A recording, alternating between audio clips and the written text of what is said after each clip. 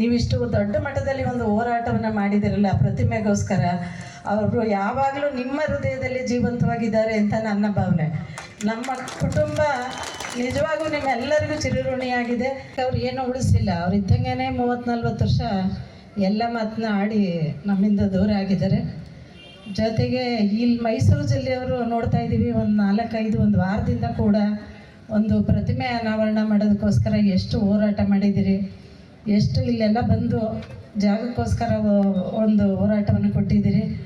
ಆದರೂ ಕೂಡ ಅದು ಮುಂದುವರೆದೇ ಮುಂದಿನ ತಿಂಗಳಿಗೆ ಫೆಬ್ರವರಿ ತಿಂಗಳಿಗೆ ಒಂದು ಮುಂದೂಡಲಾಗಿದೆ.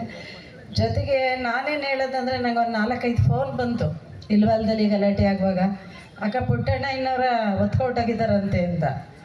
ನನಗೇನು ಗಾಬರಿ ಆಯ್ತಂದರೆ, ಇವರೆಲ್ಲೋ ನಮ್ಮ ಇದ್ದಾಗಲೂ ನಮ್ಮ ಜೊತೆ ಇರಲಿಲ್ಲ, ಅಥವಾ ಹುಬ್ಳಿ ಧಾರವಾಡ ಅಥವಾ ಬಳ್ಳಾರಿ ಜೈಲು ಎಲ್ಲೋ ಏನಾರು ಉಳಿದು ಬಿಟ್ಟಿದ್ದಾರೆ ಅನ್ನೋ ಒಂದು ಅನುಮಾನ ಬರೋಕ್ಕೆ ಶುರು ಆಯಿತು ನಿಜ ಹೇಳಬೇಕಂದ್ರೆ. ಯಾಕೆಂದರೆ ಅಷ್ಟು ನಿಮ್ಮಗಳ ಮನಸ್ಸಲ್ಲಿ ಆ ಪ್ರತಿಮೆ ಅನಾವರಣಕ್ಕಿಂತ ನೀವಿಷ್ಟು ದೊಡ್ಡ ಮಟ್ಟದಲ್ಲಿ ಒಂದು ಹೋರಾಟವನ್ನು ಮಾಡಿದಿರಲ್ಲ ಪ್ರತಿಮೆಗೋಸ್ಕರ, ಅವರು ಯಾವಾಗಲೂ ನಿಮ್ಮ ಹೃದಯದಲ್ಲಿ ಜೀವಂತವಾಗಿದ್ದಾರೆ ಅಂತ ನನ್ನ ಭಾವನೆ. ನಮ್ಮ ಕುಟುಂಬ ನಿಜವಾಗೂ ನಿಮ್ಮೆಲ್ಲರಿಗೂ ಚಿರಋಣಿಯಾಗಿದೆ.